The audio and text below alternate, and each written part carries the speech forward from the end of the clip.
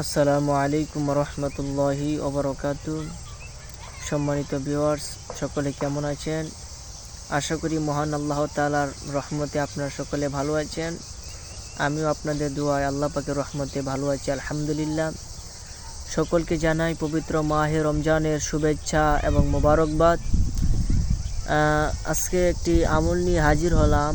আমলটি হইল আপনার অভাব অনটন দূর করার একটি আমল। যে আমলটি যদি আপনি কন্টিনিউ রাখেন তাহলে আপনার অভাব অনটন আর কোনো কিছুই থাকবে না ইনশাআল্লাহ। আল্লাহ পাকের পক্ষ থেকে সব কিছুর ফায়সালা হয়ে যাবে। আমলটি হইল প্রতি শুক্রবারে জুমার নামাজের পরে যে স্থানে নামাজটা পড়বেন সে স্থানে বসিয়া আপনি কয়েকবার দুরূদ শরীফ পাঠ করে আল্লাহুম্মা কফিনি বিহালালিকা আন হারামিকা ওয়া আগনিনি বিফদলিকা আম্মান সিওয়াক, এই পবিত্র বাক্যটি আপনি 70 বার পাঠ করবেন। 70 বার পাঠ করলে আল্লাহ পাক রব্বুল আলামিন আপনি আমাকে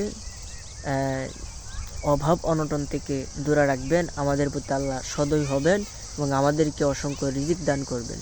আল্লাহ যেন আপনি আমাকে ছোট্ট আমলটুকু করার তৌফিক দান করে, আমিন। আসসালামু আলাইকুম ওয়া রাহমাতুল্লাহি ওয়া বারাকাতুহু।